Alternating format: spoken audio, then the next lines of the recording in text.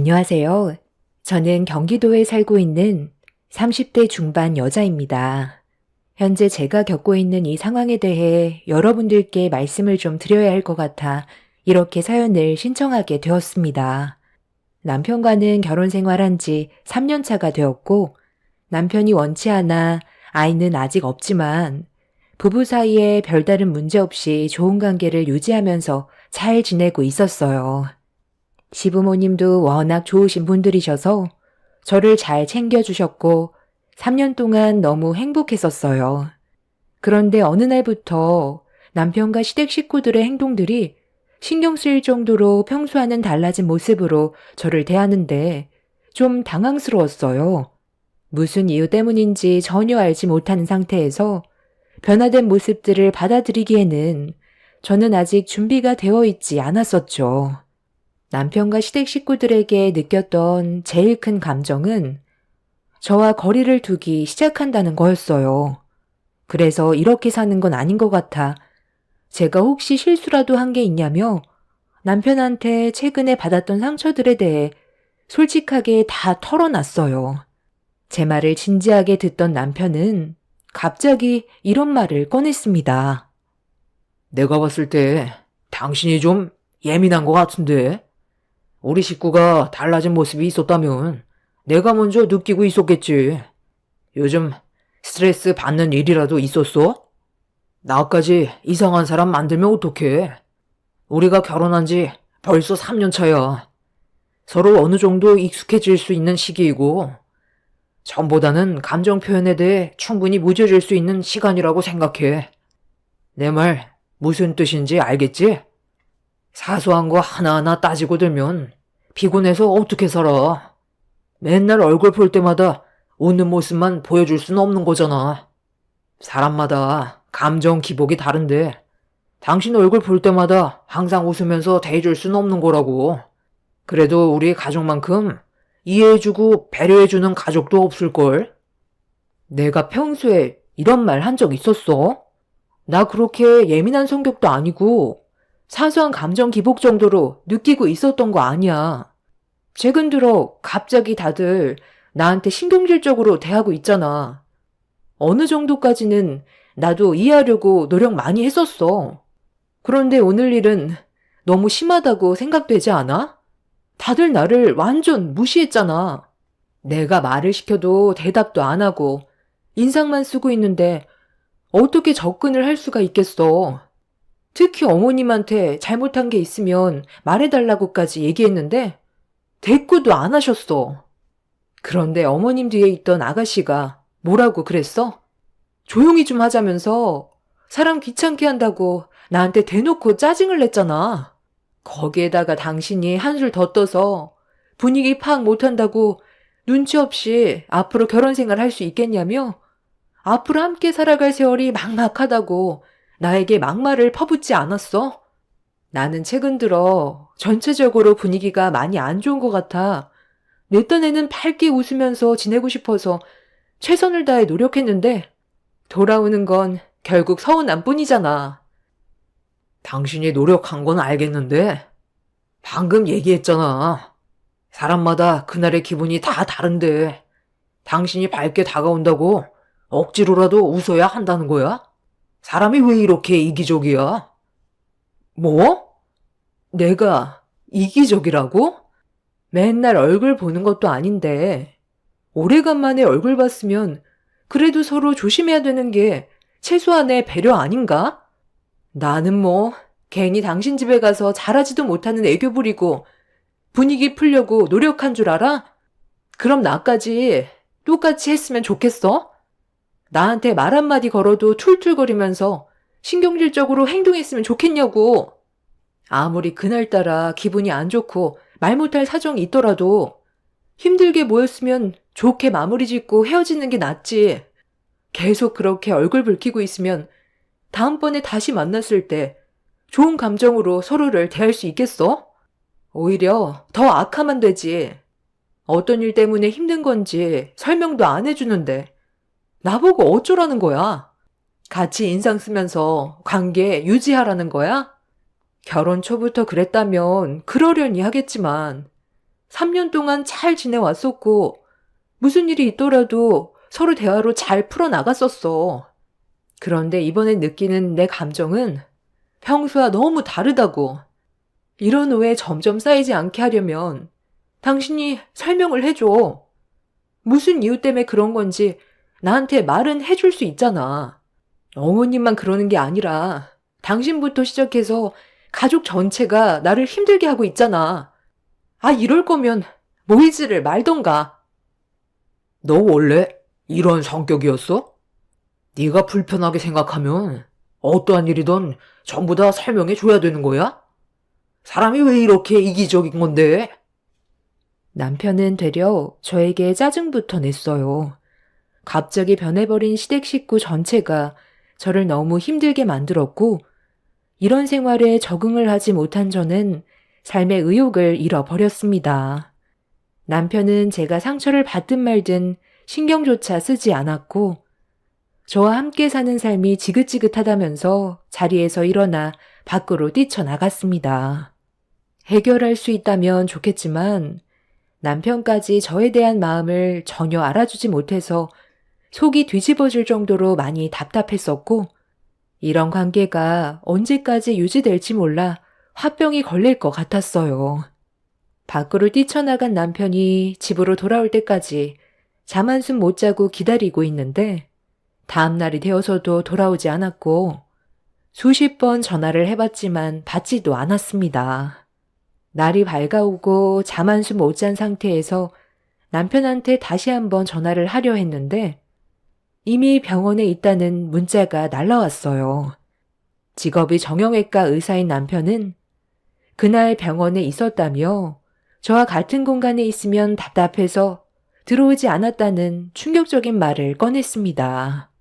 그런 문자를 받고 난 이후 남편이 아내로서 저를 배려해주지 않는다는 느낌이 들었고, 앞으로의 결혼 생활에 대해서도 걱정을 할 수밖에 없었어요. 이런 관계가 지속적으로 유지가 된다면 결국 그 끝은 이혼인데, 서로에 대한 감정이 더 안 좋아지기 전에 풀어내야 할 것 같아 그날 저는 회사 일을 마치고 남편이 일하는 병원으로 향했습니다. 그래서 언제 같이 갈 수 있는 건데? 저번에 나랑 같이 가기로 했었잖아. 갑자기 마음이 바뀐 거야? 왜? 와이프 때문에 그래? 일단 우리 일부터 처리하는 게 우선이지. 아빠가 일단 얼굴 좀 보고 싶다고 잠깐 들리라고 했어. 너도 알겠지만 우리 아빠가 병원장이잖아. 너를 받아줄 준비가 되어 있다고 했는데 고민할 필요가 뭐가 있어? 우리가 한가한 사람들도 아닌데 계속 이렇게 갈등하면 아무것도 해결되는 건 없어. 최대한 빨리 결정해줬으면 좋겠어. 나도 최대한 빨리 결정을 내리고 싶은데 이게 마음먹은 대로 그렇게 쉽지가 않네. 집사람한테 뭐라고 말을 해야 될지 모르겠어. 지금 머릿속이 상당히 복잡해. 일단 우리 일부터 처리하도록 하자. 하나하나 정리해 나가면 되는 거지. 한두 살 먹은 나이도 아니고 각자 상황이 다른 건데 충분히 이해해 줄 거야. 우리 더 지체하지 말자. 우리 아빠한테 미리 말해둘 테니까 퇴근하면 바로 출발하기로 하는 거다. 이번에는 확고하게 결정 내려줬으면 좋겠어. 병원에 발을 들이려 했는데 주차장 입구 비상계단에서 같은 병원에서 일하는 동문 여자의사가 남편과 함께 은밀한 대화를 주고받는 걸 듣게 되었고, 둘이 나누는 대화에 온몸에 소름이 돋았어요. 남편이 저 몰래 바람을 피우고 있을 거라곤 상상조차 하지 못했었죠. 이미 상대 집안에 인사까지 드리러 갈 계획을 가지고 있었다는 걸 알게 된 순간 온몸이 떨려왔고, 퇴근 후 같이 움직이겠다는 남편의 한마디에 그동안 왜 저를 차갑게 대했는지 알 수 있었습니다. 배신감에 눈물이 왈칵 쏟아졌고 그 자리를 서둘러 피했습니다. 두 사람의 관계가 얼마나 깊어졌는지 제 두 눈으로 모든 걸 확인을 해야 했어요. 그 자리에서 추궁한다 해도 변명을 한다면 오히려 그 사람들에게 기회를 주는 것밖엔 안 되기 때문에 결정적인 증거물이 필요했습니다. 그래서 급하게 병원을 빠져나왔고 남편이 퇴근할 때까지 숨죽이며 기다리고 있었습니다. 그렇게 잠시 뒤 남편은 같이 일하는 여의사의 차에 올라타 어디론가 향했고 그 뒤를 따라 미행하니 대학병원에 도착을 했어요. 남편과 바람을 피우고 있던 그 여자의 아버지가 병원장이라는 말을 좀 전에 들었었는데 병원 앞에 차를 멈추자 누군가 밖으로 걸어 나왔어요. 그 여자의 아버지라는 걸 알 수 있었고 남편을 소개해주면서 서로 인사를 주고받더니 병원으로 들어가더군요. 그 뒷모습을 지켜보고 있는데 속에서 천불이 올라왔어요. 서로 만나는 장면들을 전부 증거물로 확보해 놓았지만 그 모습만 보고선 남편이 바람을 피웠다고 확정 지을 수 없기 때문에 좀 더 깊게 파고 들어야만 했었고 결정적인 증거가 나올 때까지 때를 기다렸습니다. 남편이 바람을 피우고 있다는 걸 알게 된 이후 왜 시댁 식구들이 저를 대할 때 무뚝뚝하고 말도 함부로 했는지 그제야 모든 퍼즐이 맞춰지더라고요. 저는 일반 중소기업에서 부장으로 일을 하지만 남편은 능력 있는 의사이고 거기에다가 같이 일하던 동문 여의사도 의사이기 때문에 저보다 훨씬 더 많은 시간을 함께하면서 나눈 정이 결국 사랑으로 이어지면서 시댁 식구들도 저보단 의사 며느리를 드리는 게 훨씬 이득일 것 같아 저를 내치기 위해 차갑게 대하려는 것 같았어요. 갑작스럽게 변할 때부터 알아봤어야 했는데 3년의 결혼 생활 동안 시댁 식구들이 저에게 너무 잘했기 때문에 남편이 다른 여자를 만나고 있을 거라곤 상상조차 하지 못했습니다. 그날 먼저 집으로 돌아온 저는 하염없이 눈물을 흘렸고 저에게 남겨진 감정은 남편을 향한 사랑에서 분노로 바뀌게 되었습니다. 남편은 늦은 저녁 시간이 되어서야 집에 들어왔어요. 현관문을 열고 들어오는데 힘든 척 연기하는 남편이 너무 가식적으로 보였고 저에게 밥은 챙겨 먹었냐며 신경 써주는 척 툭 뱉는 한마디에 따뜻한 감정이 섞여 나오는 게 아닌 차가운 말투로 상처받은 제 마음에 연속적으로 비수를 꽂았습니다. 평소보다 많이 늦은 남편한테 어디를 다녀왔길래 왜 이렇게 늦은 거냐며 물어봤는데 남편은 조용히 방으로 들어가 버렸습니다. 지금 시간이 몇 시인지 알기나 해? 저녁 11시야. 7시면 병원 일 마치고 집으로 곧장 들어오던 사람이 지금까지 밖에서 뭐하고 있었어? 내 문자도 읽었잖아.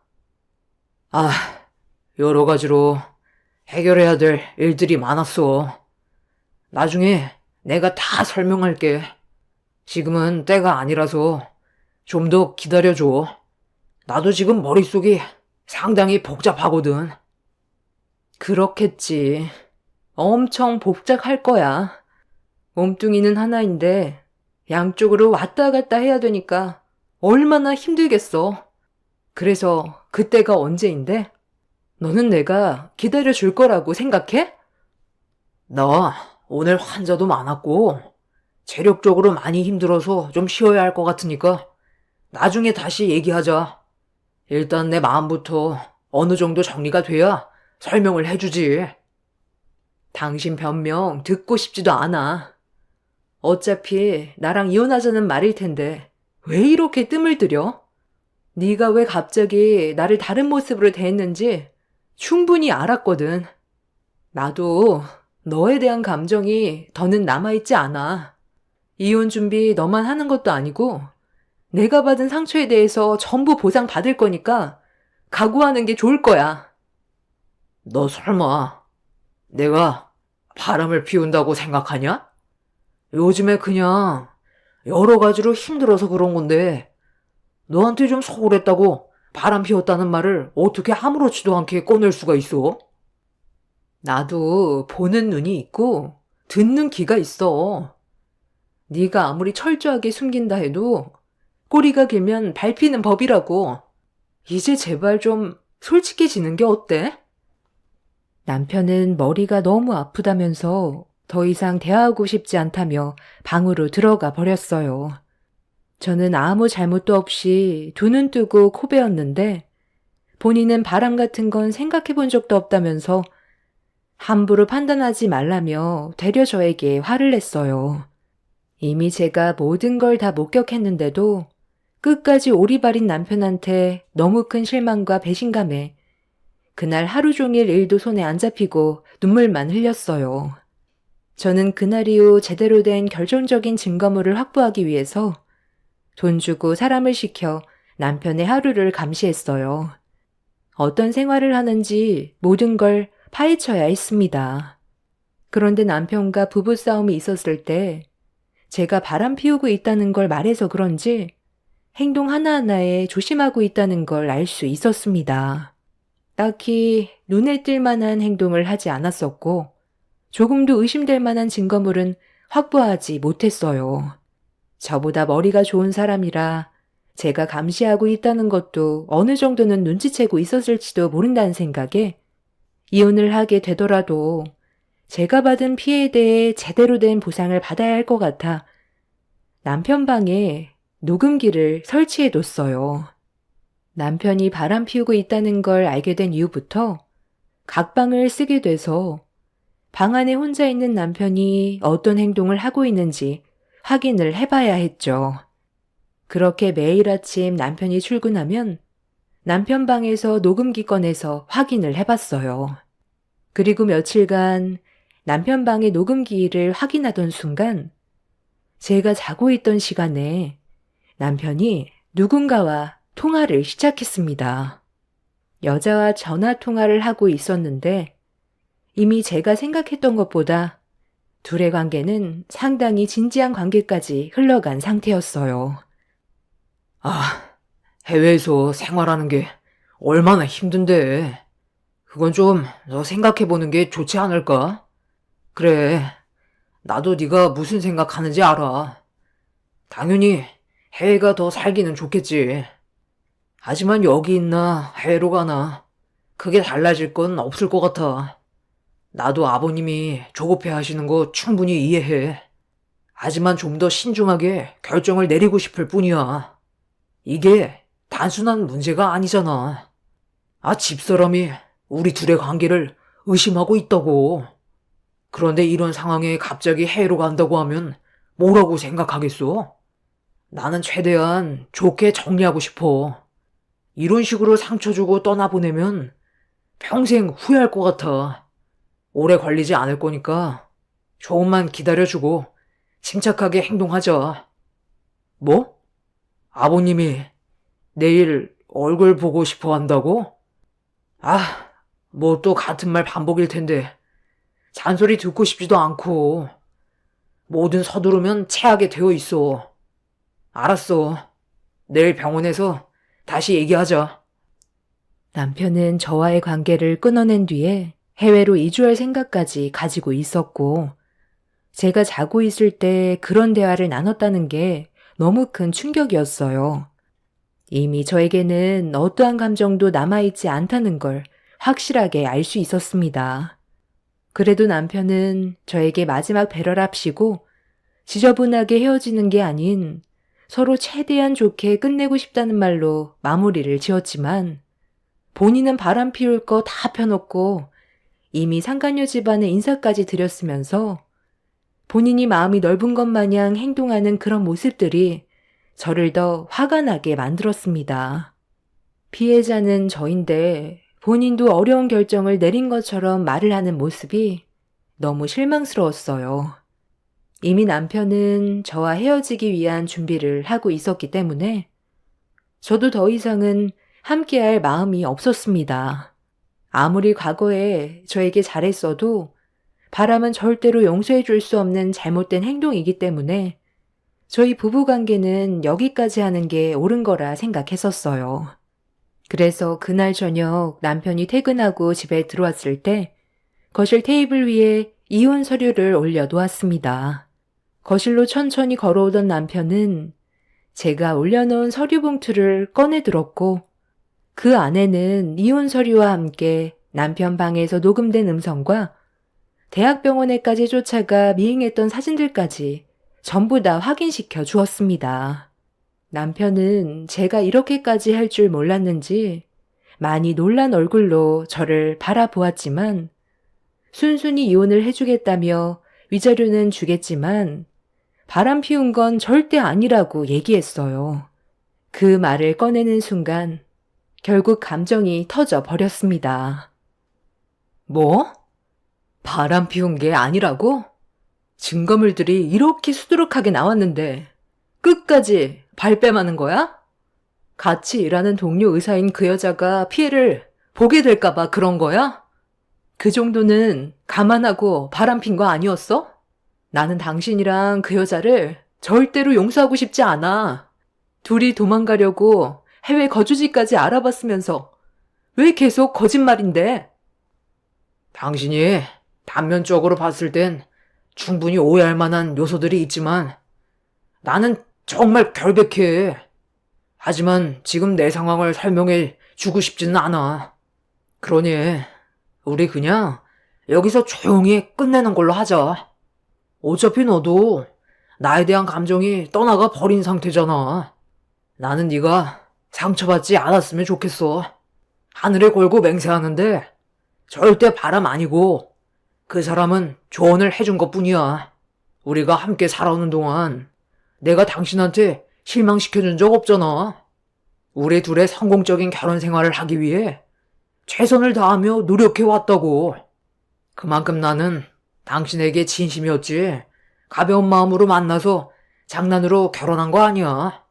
전체적인 상황을 설명해 주기에는 어려움이 있지만 바람은 절대 아니야. 하지만 우리 관계는 어쩔 수 없이 정리해야 돼. 사람은 살다 보면 말 못할 일들도 있는 거야.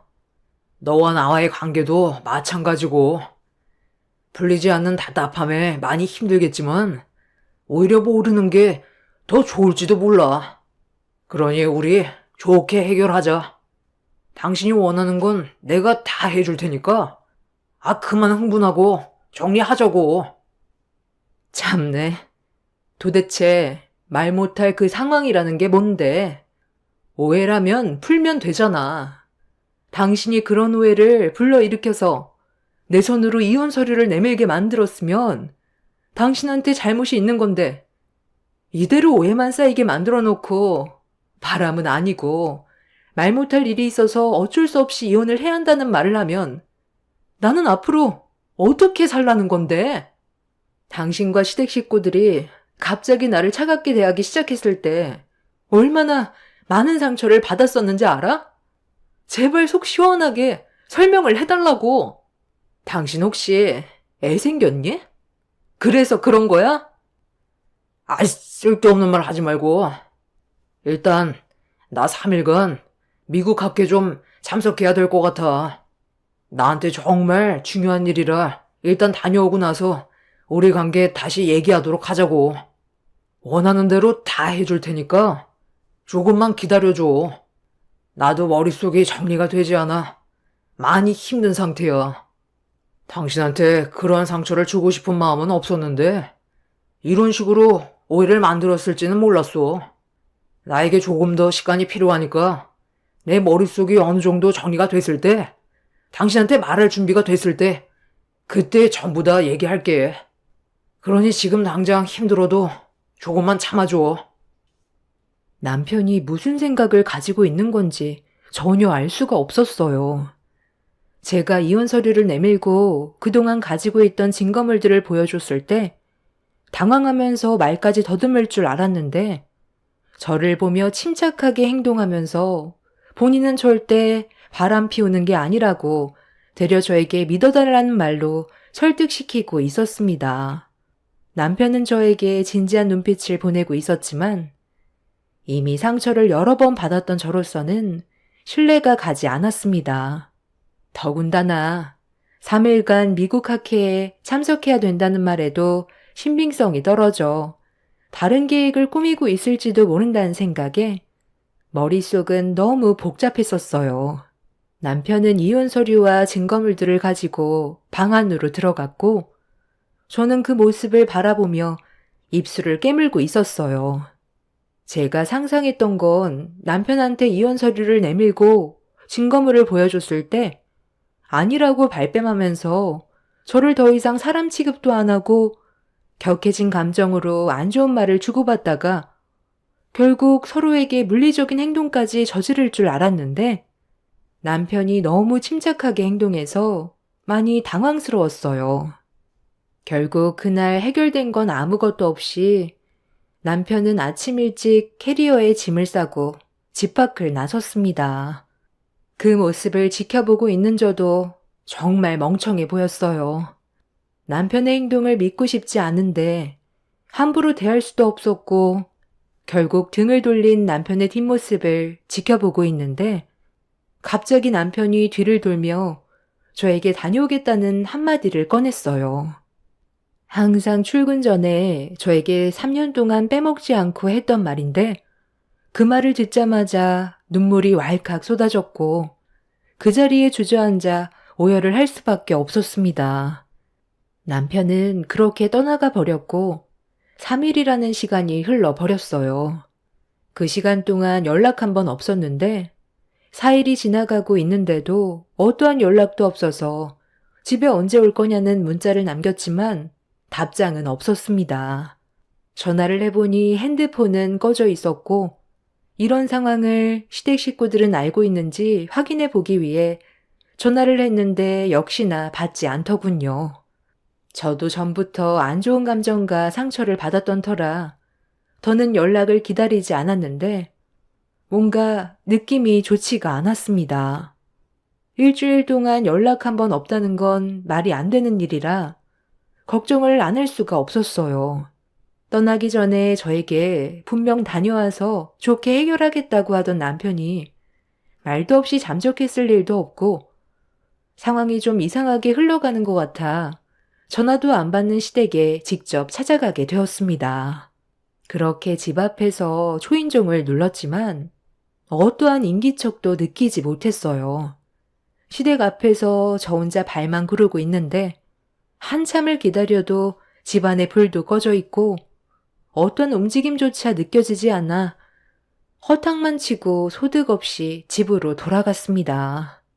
그렇게 남편과 연락이 닿지 않은 지 한 달이 지났고 2달이 넘어가기 시작하는데 화가 머리끝까지 올라오더라고요. 자기 입으로 바람은 아니라고 해놓고 남편 병원을 찾아가니 같이 일하던 동료 여의사도 자리에 없었습니다. 누가 봐도 둘이 떠나버린 것 같은 느낌을 버릴 수가 없었던 저는 너무 화가 나서 경찰서에 찾아가 실종 신고를 했어요.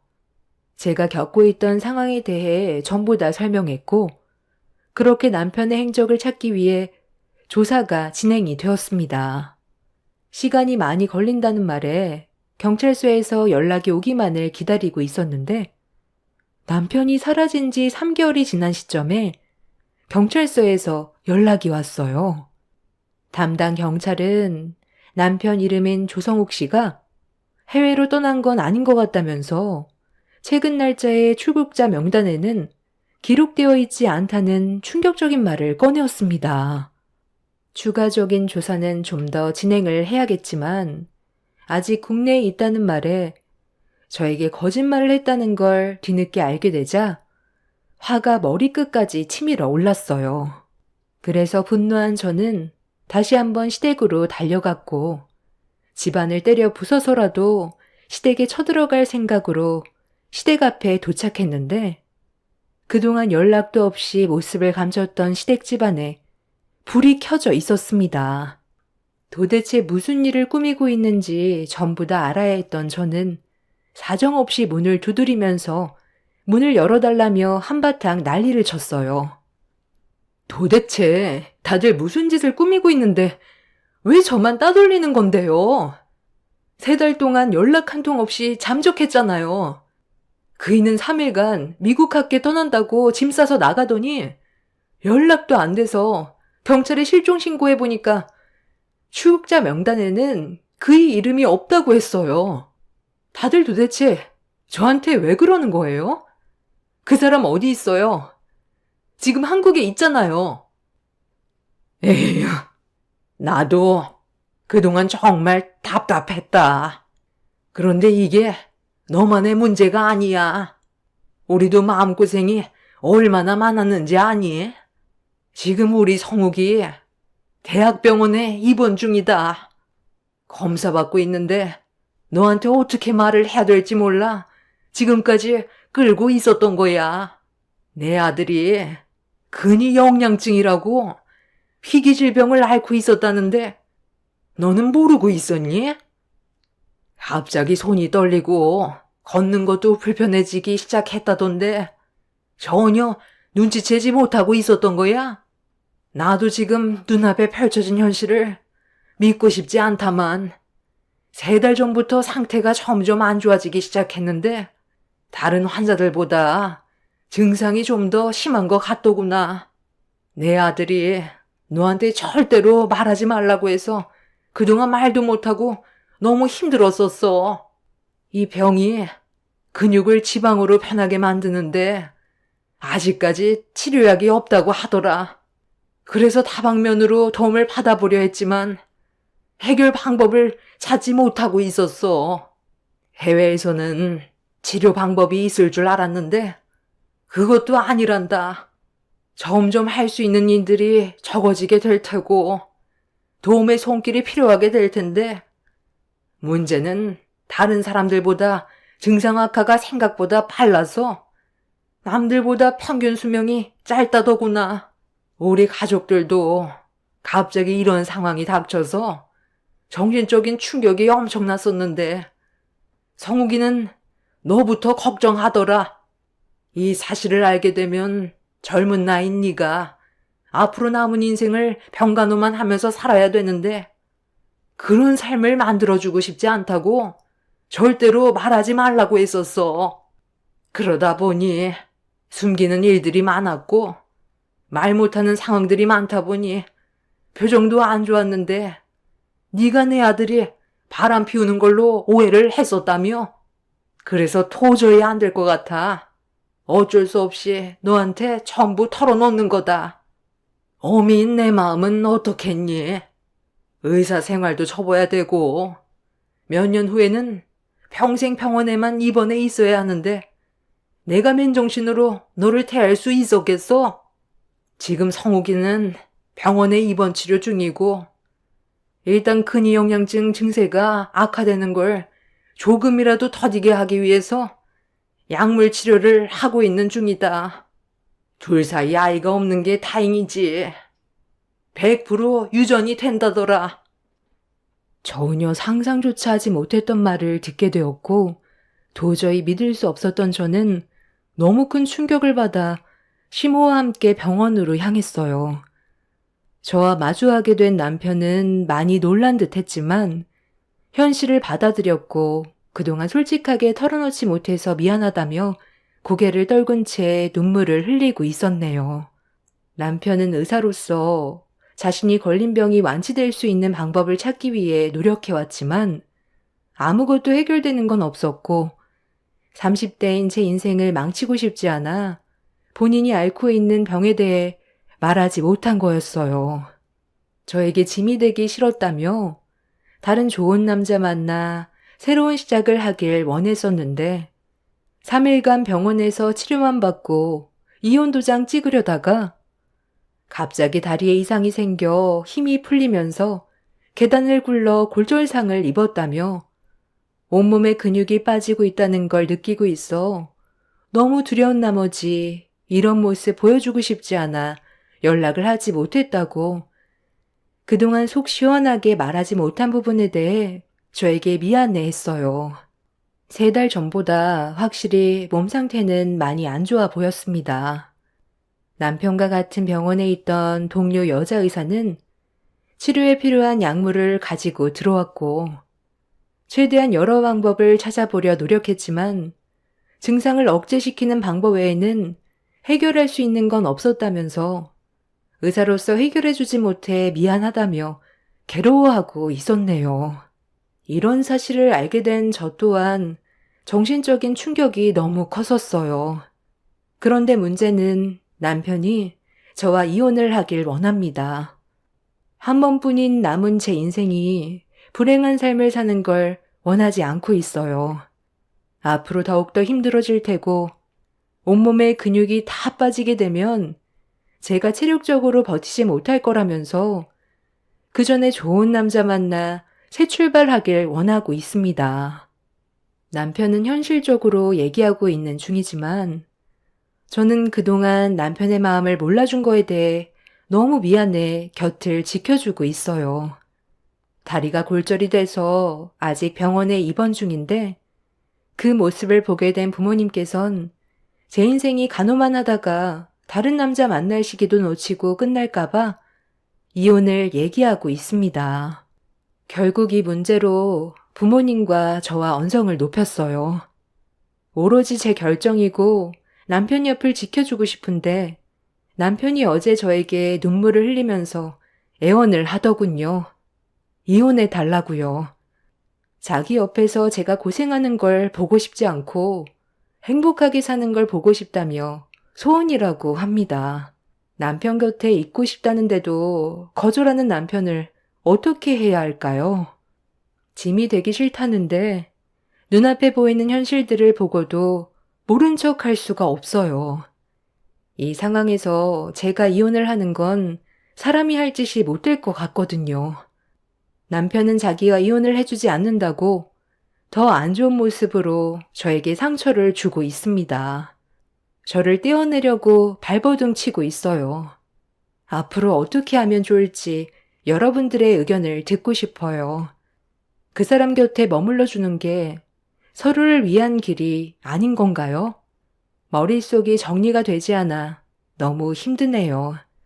인생 선배님들의 조언을 듣고 싶어요. 제 사연 들어주셔서 감사합니다. 안녕하세요. 저는 30대 여자입니다. 20대의 남편과 결혼을 해서 벌써 10년을 함께 해왔어요.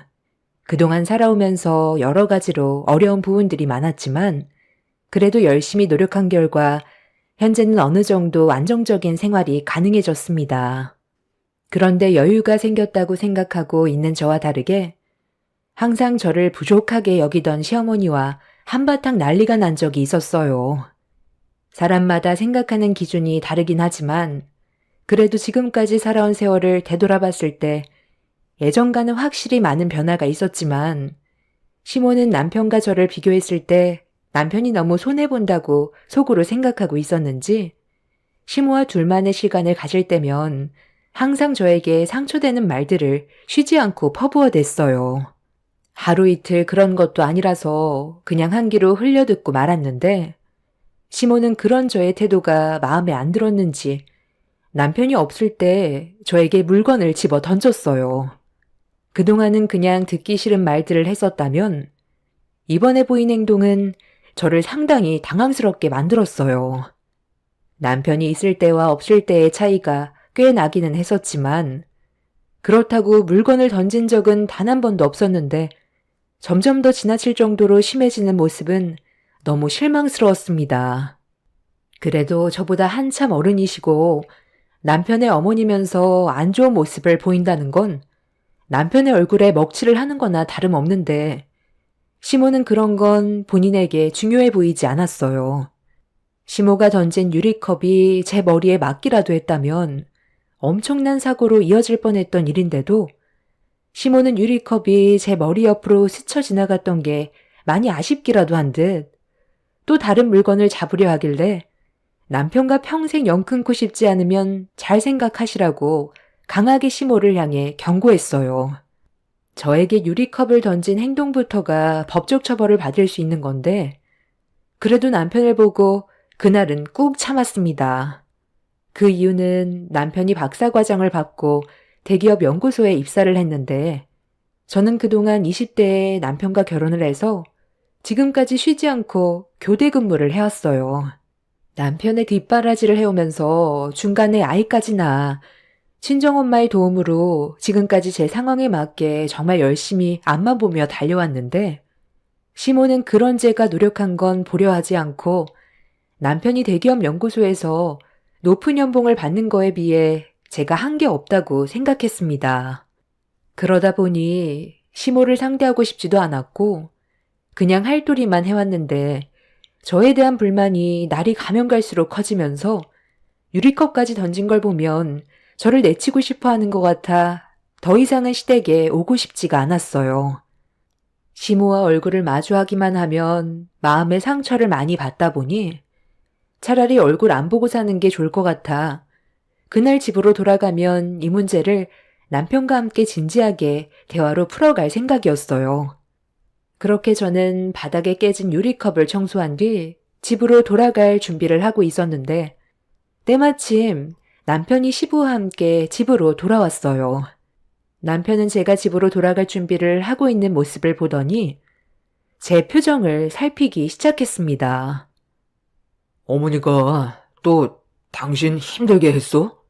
얼굴 표정을 딱 보니까 그런 거 같은데. 내가 저번에도 잠깐 자리 비우게 되면 당신한테 상처 주지 말라고 했구만. 또 나 없는 사이 일이 벌어진 거야? 이번에는 또 무슨 일인데? 안 되겠다. 나도 참는 게 한두 번이지. 계속 이런 식으로 나오면 나도 더는 못 오겠다. 이 문제는 집에 가서 얘기하자. 여기서 나눌 대화는 아닌 것 같아. 오늘은 당신이 그동안 노력해서 대기업 연구원으로 취업을 하게 됐으니까 온 거지. 보통은 어머님 댁에 잘 안 오잖아. 내가 당신한테 많이 부족하다고 생각하시나 봐. 아무래도 나는 일반 중소기업에서 교대 근무를 하고 있으니까 비교가 되겠지. 그전에도 내가 항상 부족하다고 느끼셨는데 당신이 대기업에 취직이 되고 나서부터 그런 걸 더 느끼는 것 같아. 아버님도 계시는데 무조건 안 올 순 없잖아. 일단 오늘은 여기까지만 하고 가서 얘기하자. 계속 있다가는 나도 너무 힘들 것 같아. 저녁도 다 먹었고 당신도 아버님과 볼일 끝났지? 남편도 시모 때문에 제가 힘들어한다는 걸 어느 정도 알고 있었기 때문에 얼굴 표정만 봐도 대충 알고 있었어요. 그렇게 저는 남편과 서둘러 집으로 돌아왔고 제가 시댁에서 좀 전에 있었던 일들에 대해 궁금해하길래 전부 다 설명을 해줬어요. 남편은 유리컵을 저에게 던졌다는 거에 엄청난 충격을 받았는지 한참 동안 저에게 미안하다는 말만 했어요. 남편이 잘못한 것도 아닌데 미안해하는 걸 보니 마음이 별로 좋지가 않았었죠.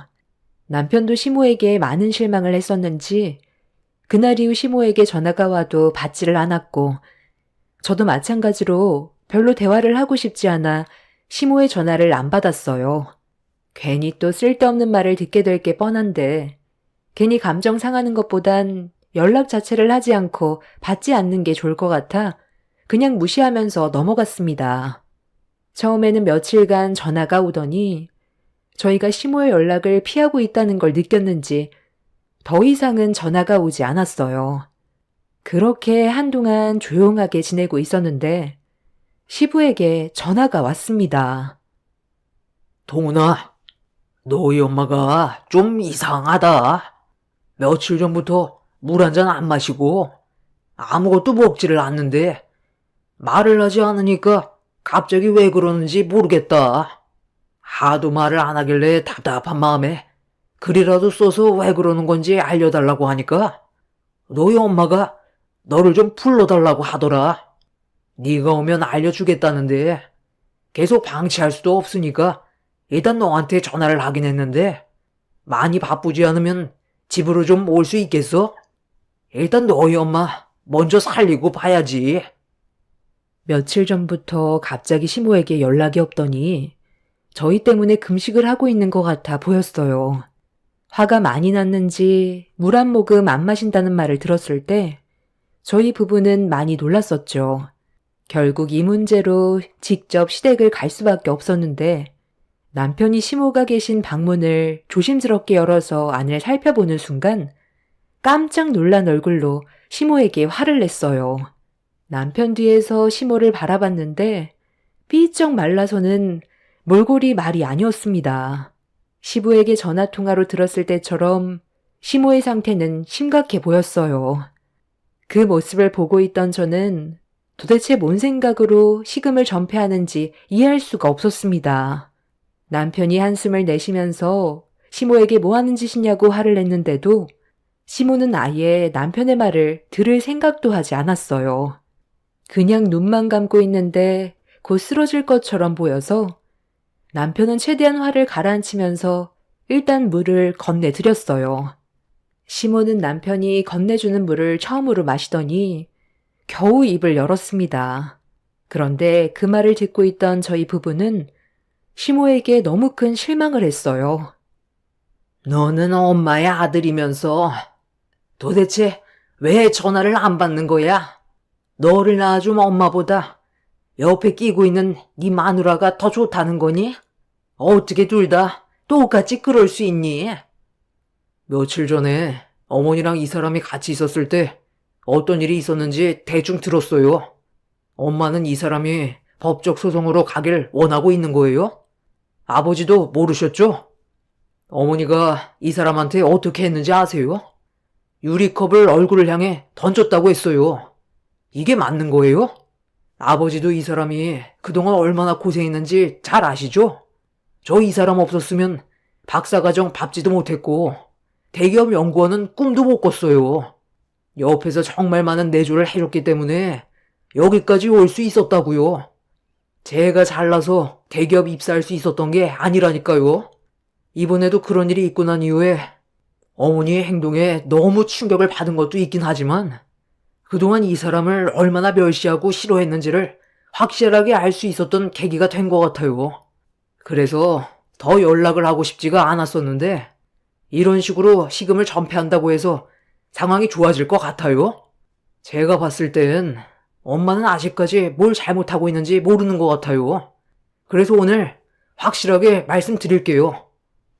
남편은 시모에게 뭐가 문제인지 왜 저희 부부가 그동안 연락을 하지 않았는지에 대해 전부 다 설명을 했어요. 남편은 시모가 식음 전폐를 해서 걱정하는 모습보다 시모 때문에 가족의 불화가 생기고 있다는 걸 설명했고, 시부는 시모가 유리컵을 저에게 던졌다는 거에 엄청난 충격을 받았는지, 시모가 정말로 그런 행동을 저질렀는지에 대해 다시 되물었어요.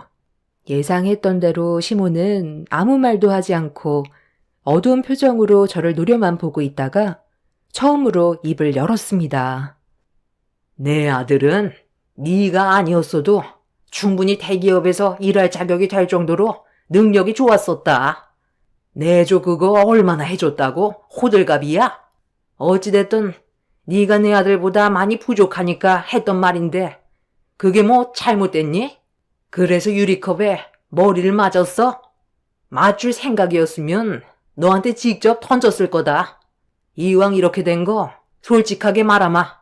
내 아들은 능력 있고 더 좋은 여자 만나 앞으로의 남은 인생 훨씬 더 행복하게 살 수 있는데 네가 앞길을 막고 있다는 거 생각 안 해봤니? 내조 그거 별것도 아니고 너보다 능력 좋은 여자가 훨씬 더 잘해주겠다. 가진 것도 없는 집안이 아무리 날고 기어봤자 뭘 더 해줄 수가 있겠어? 대기업 연구원으로 취직해서 연봉 1억 받으면 뭐해? 네가 뒤에서 그동안 고생한 거에 대해 보상받겠다고 다 까쳐먹을 텐데. 그래서 나는 네가 싫다는 거야. 당신은 그냥 아무 말도 하지 마. 내가 얘기할게. 어머니, 이건 제 인생이에요. 20대 때 제가 선택했던 사람이었고 평생을 함께하기 위해 결혼까지 했는데 이제 와서 다른 여자를 만나라고요? 어떻게 그런 말을 이 사람과 제 앞에서 할 수가 있어요? 그리고 능력 있는 좋은 여자 만나서 뭐하게요? 제가 어머니한테 더 큰 꿈을 펼치고 싶은데 이 사람이 제 인생을 가로막는다고 했어요? 악착같이 공부해서 지금의 자리까지 올라오는 동안 거의 10년 가까이 옆에서 단 한 번도 불평불만 없이 저를 위해 살아온 여자예요. 이 사람 혼자도 아니었고 저희 사이에 아이도 있는 거 알면서 갈라서라는 말이 나와요? 어머니는 손녀가 태어나고 나서 아들 손자 아니라고 이 사람이 양육 문제로 힘들어할 때 단 한 번이라도 도와준 적 있었어요? 제가 봤을 때 가족들 중에 제일 자격 없는 사람이 어머니예요. 그러는 저희 가족이 잘난 집안도 아닌데 이 사람 집안과 비교하는 거 정말 보기 별로예요.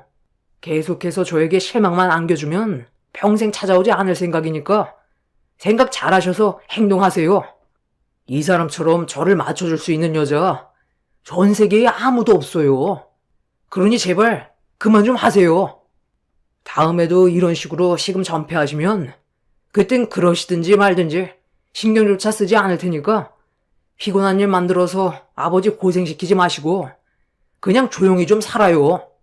남편이 그동안 시모 때문에 얼마나 힘들었는지 알 수 있었고, 시모는 화를 내는 모습을 보고 많이 놀라신 듯 보였어요.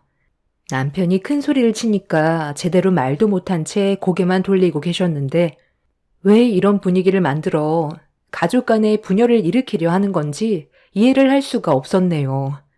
저희 부부가 한계치에 도달한 만큼 앞으로 시모도 조심해 주길 바랬는데 시모는 저에 대한 불만들을 풀어갈 생각을 전혀 하지 않았습니다. 제가 봤을 때 시모는 남편의 앞날보단 그냥 제가 며느리로서 마음에 들지 않았던 것 같아요. 그동안 남편의 성공만 바라보면서 내조하는 동안 아이까지 돌보다 보니 시모를 챙겨줄 수 있는 여유가 없었는데 그런 점들이 시모의 입장에서는 마음에 들지 않았던 것 같았습니다. 그래서 평생 얼굴 안 보면서 살 수도 없는 상황이라 그날 이후 시모에게 처음으로 데이트 신청을 했어요. 시어머니가 쇼핑을 좋아한다고 해서 최대한 좋은 관계로 풀어나가려고 저를 만나지 않으려는 시모를 모시고 백화점으로 향했어요. 개인적으로 시모와 단둘이 시간을 보냈던 적은 없었기 때문에 그날 많은 대화도 나누고 관계 회복을 하기 위해 노력해보려 했었는데 시모가 저에게 마음을 열어줄 수 있다고 생각했던 건 제 착각이었다는 걸 알 수 있었고 시모의 돌발 행동에 너무 충격을 받아버린 저는 결국 눈시울이 붉어져 버렸습니다. 네가 오늘 나를 위해 노력한 거에 대해서는 어느 정도 고맙게는 생각한다만 이 정도로 나에게 인정을 받을 수 있다고 생각한 건 아니겠지? 어찌됐든 나는 네가 내 아들과 젊은 나이에 결혼했을 때부터 마음에 들지 않았었다. 동훈이 아버지가 둘의 결혼 허락만 하지 않았어도 나는 무조건 반대였어. 어머님, 또 그 얘기예요? 저 노력하고 있잖아요. 평생 얼굴 붉히면서 살아갈 수 없으니까 저도 노력해보려고 오늘 이 자리도 마련한 건데 왜 이렇게 저를 싫어하세요? 그걸 진짜 몰라서 묻니? 너희 집안이 체력이 있었다면 이런 취급은 안 했겠지. 우리 집안보다 월등히 떨어지니까 그래서 내가 너를 마음에 들어하지 않는 거 알잖아. 너랑 나는 아무리 애를 써도 좋아질 수 있는 관계가 아니다. 그냥 내 아들과 이혼해라. 그게 둘이 앞으로 행복할 수 있는 유일한 방법이야. 네가 오늘 나한테 선물해준 300만 원짜리 이 명품 가방 이거 누구 돈으로 결제한 거니? 내 아들 돈으로 결제한 거잖아. 교대 근무하는 네가 무슨 돈이 있다고 이 비싼 명품 가방을 나한테 선뜻 사주겠어. 이딴 거 나한테 필요 없으니까 제발 내 눈앞에서 사라져줬으면 좋겠다. 얘따 이거 받아라. 어머님, 정말 이렇게까지 하실 거예요? 이 돈 봉투로 뭘 어쩌자는 건데요? 10년 동안 그 사람 옆에서 제 인생 바친 게 고작 3천만 원밖에 안 된다는 거예요? 3천만 원도 많은 거지. 너 내 아들과 이혼하면 위자료도 받을 텐데 3천만 원은 거저 생기는 돈이잖아. 둘이 이혼하는데 어느 시애미가 돈다발로 3천만 원이나 지어주겠니? 너는 정말 좋은 시애미 둔 거다. 이걸로 손녀 교육비 충당해라. 교대 근무하는데도 돈벌이가 시원찮을 텐데 풀칠 정도 해줄 만큼의 돈은 챙겨줘야지. 저는 시모의 말을 듣던 도중 갑자기 속이 울렁거려 급하게 자리에서 일어나 화장실로 뛰어들어갔어요. 그날 시모에게 너무 서운했었는데 저에게 뱉은 독설들이 너무 거북하게 들려와서 그랬는지 결국 그날 시모와 만나서 먹었던 음식을 전부 다 쏟아내었습니다. 그렇게 한참 동안 화장실에 있다가 숨을 고른 뒤 거울을 바라보고 있는데 남편한테 전화가 왔어요. 제가 시모와 만난다는 걸 남편도 알고 있었던 상황이라 어떻게 진행되고 있는지 궁금해서 연락한 것 같았습니다. 전화를 안 받으면 걱정할까봐 최대한 침착하게 숨을 고른 뒤 남편의 전화를 받았는데 남편이 여보세요라는 한마디를 꺼내는 순간 저는 시모에게 받았던 서러운 감정이 한꺼번에 북받쳐 올라 멈추지 않는 눈물을 쏟아내었고 당황한 남편은 저에게 무슨 일이 생긴 거냐고 상황 설명을 들으려 했지만 통제되지 않는 감정 때문에 남편한테 제대로 된 말을 하지 못했어요.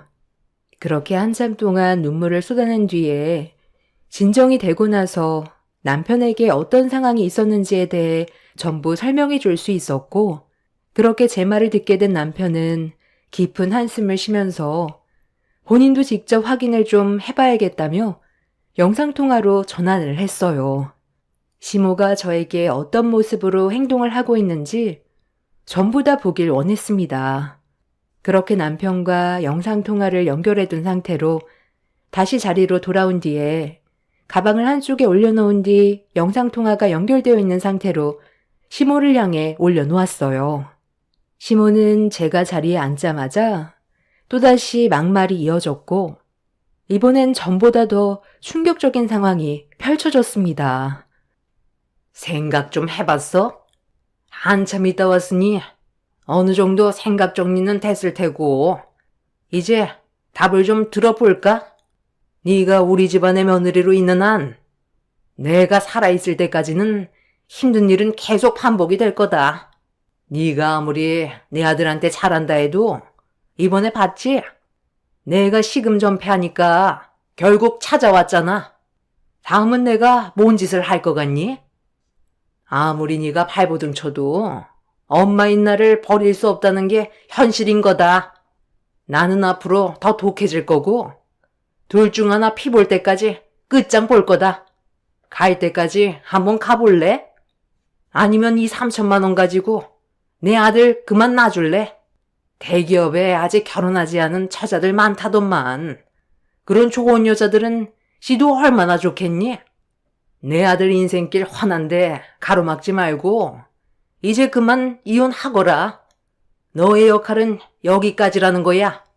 10년을 함께 살아준 것만도 감사하게 생각해야지. 개도 안 물어갈 물건이 어디서 내 아들을 넘봐? 교대 근무하는 아무 남자들이나 잡아서 살거라. 자, 3천만 원. 왜? 이걸로는 정리해? 더 필요해?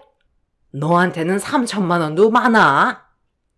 아무 말도 하지 않고 시모를 노려보고만 있었는데 건네준 3천만 원을 받지 않자 그 돈으로 제 머리를 세차게 내리쳤어요. 카페 안에 있던 많은 사람들이 웅성거리고 있었는데 이 모든 광경을 영상통화로 보게 된 남편은 카페 문을 열며 들어왔고 화가 잔뜩 올라온 얼굴로 시모에게 걸어오기 시작했어요. 남편을 보게 된 시모는 많이 당황했는지 들고 있던 돈다발을 급하게 가방 안으로 집어넣었지만 이미 남편은 영상통화로 어떤 상황이 펼쳐지고 있었는지 전부 다 봐버렸기 때문에 분노를 가라앉히지 못했고 시모의 가방을 세차게 뺐더니 돈봉투를 꺼내 시모에게 집어 던졌어요. 남편은 시모가 저에게 했던 말과 행동들에 대해 전부 다 녹화해 두었다면서 영상통화로 실시간 중계되는 모습을 보게 되었다며 목소리를 높였고 시모는 화가 난 남편의 모습을 진정시키기 위해 대화를 이어나갔어요. 다 너를 위해서였어. 내가 우리 아들을 그만큼 사랑하기 때문에 능력 있는 여자와 만나라고 이혼을 얘기하고 있던 중이었다. 삶이 두세 번 있는 것도 아니고 인생은 한 번인데 쟤보다 훨씬 더 좋은 여자 만나면 좋잖아. 그래서 합의금으로 3천만 원 찔러주려 했던 거다. 이 정도면 그래도 입에 풀칠 정도 할 수 있잖아? 중소기업에서 교대 근무하는 쟤랑 대기업 연구원으로 있는 너랑 완전 급이 다른데 어떻게 한 지붕 아래에서 같이 살 수 있니? 엄마는 너를 배 아파 낳았고 잘 되길 바라는 마음에서 내가 그 짐을 전부 다 짊어지려 했던 거야. 저런 여자 때문에 너까지 급이 낮아져야 되겠니? 쟤는 여기까지가 할 일이지 그 이상은 안 된다. 그러니 엄마 말 듣고 너도 여기까지만 하는 걸로 해라. 솔직히 너도 원했잖아. 회사 다니면서 결혼하지 않은 인물 좋은 여자들이 정말 많을 텐데 그런 여자들과 새 출발하고 싶지 않던? 너는 엄마랑 연 끊을 수 있을 것 같니?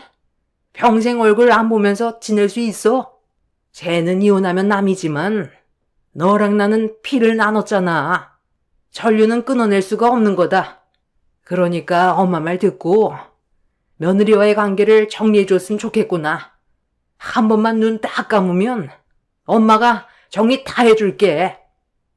어머니는 저를 낳아주신 분이니까 정말 이렇게까지 하고 싶진 않았는데 이렇게까지 관계가 심각해질 거라곤 정말 상상도 못했었네요. 제가 대기업에 취직한 게 잘못이었어요.